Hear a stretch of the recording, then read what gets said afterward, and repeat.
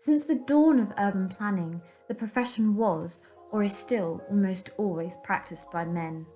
Looking throughout the faraway and recent past, plans like those in Paris, Rome, and London were always created by men to serve the needs of men, consciously or unconsciously. But in the last decennia, women and other designers are pledging for a new way of designing which also accommodates their needs.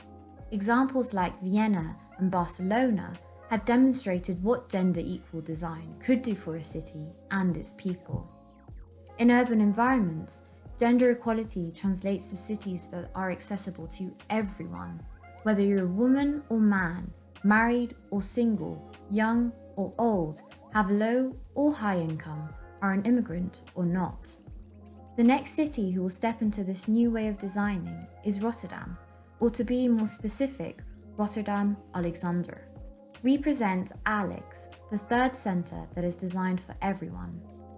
By careful research into the actual needs of the people who live there now and those who will live there in the future, a vision has been stretched out over the area. Some of these changes include broad, inviting, well-lit walkways that reassure potentially vulnerable populations, providing a solution for the current, empty, gloomy ones that induce a lack of safety. Offices that have been converted to housing foster a sense of community, whether you live alone or with family, in a current environment of high-strung individualism. Loneliness and a disconnect with nature led to the inception of outdoor classroom spaces in vast urban farms where students, young children and the elderly can interact. Accommodation that mingles high-end living with social housing encourages interaction and inspires a breakdown of socio-economic divides. Repurposed market-esque workspaces where people from different backgrounds can exchange knowledge and experiences reduces prejudice and encourages assimilation.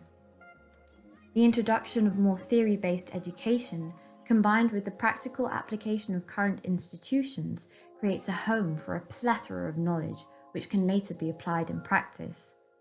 Upgraded flexi-working spaces cater to the needs of burgeoning starters and established companies, while also responding to changing and ever-evolving work behaviours.